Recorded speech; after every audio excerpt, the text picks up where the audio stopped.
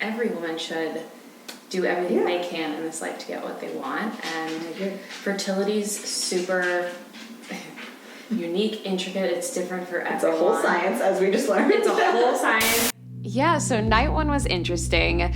I have to say that I am okay with shots and needles. I've never had a problem with that, so I wasn't too nervous about injecting shots, which I know that's kind of crazy because a lot of people have issues with needles. But with that said, it was almost like a science experiment because here I am at home, I'm on Zoom with Whitney, she's going over all of these instructions, and it's not just like, hey, here's a shot, take it. You actually have to put the medication together. It's a little concoction, you're mixing things, and then you have to make sure it's the right amount, you have to follow the steps correctly.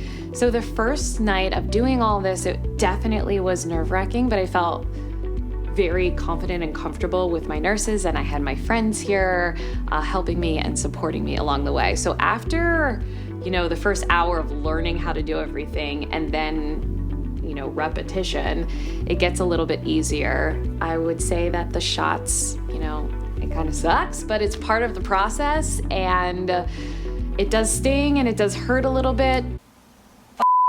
Sorry. It stings. Yeah. This one stings. It's okay. You got it. Just keep going. Just keep pushing. Like a Band-Aid, man. Just go. Oh, I think it's done. Done? Yeah. Perfect. Remove. Right? Yeah. Like, that whole thing just goes straight into the shark's fin. bye. Yeah. So. But in my head, it's just a very short window of life where you just have to get through this and then the outcome is worth it. So that's kind of my mentality behind it. Everything seemed to be going really well at first. The first 2 nights, I'm injecting the shots.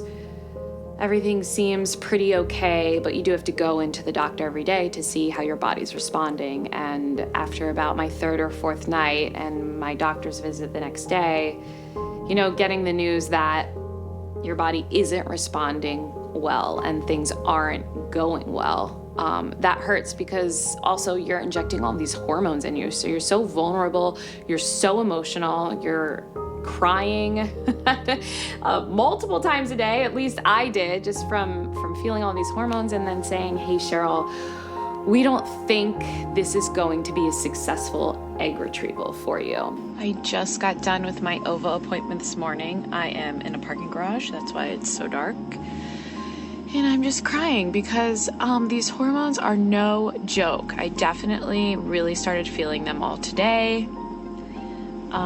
Some hot flashes, a little faint-like at times, but ultimately I'm good. Just super sore and my body's feeling it.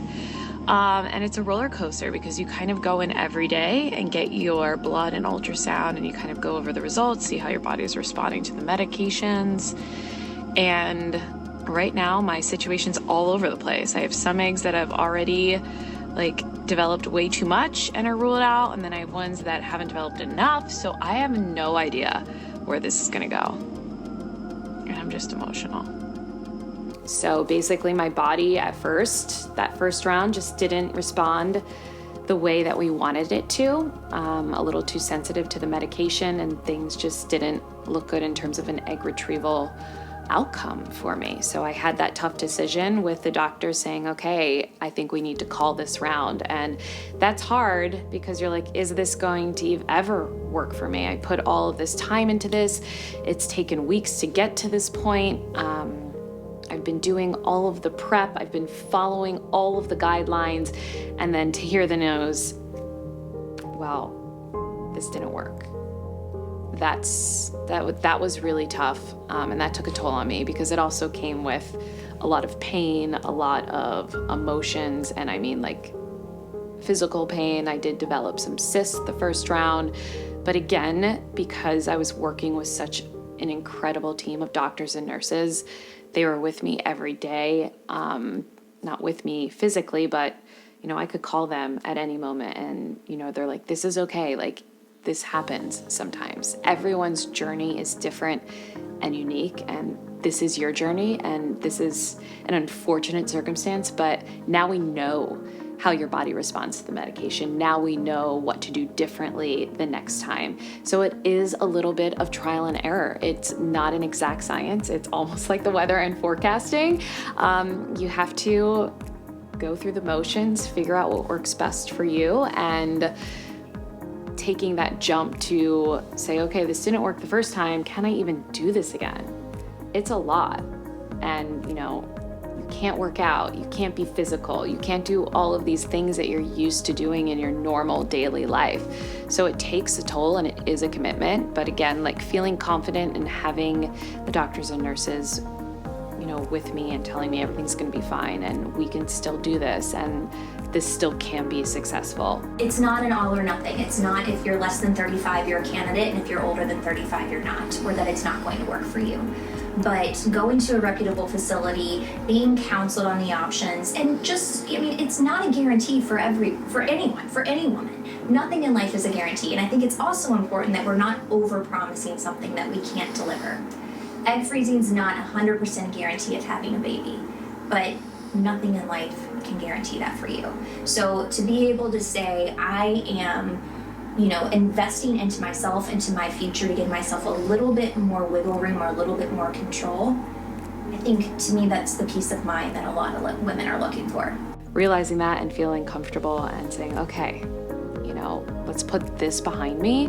That first round, low expectations for a great outcome, but let's see if it can work again. So that's when I made the decision to do it again a few weeks later. And then the second time was honestly a breeze.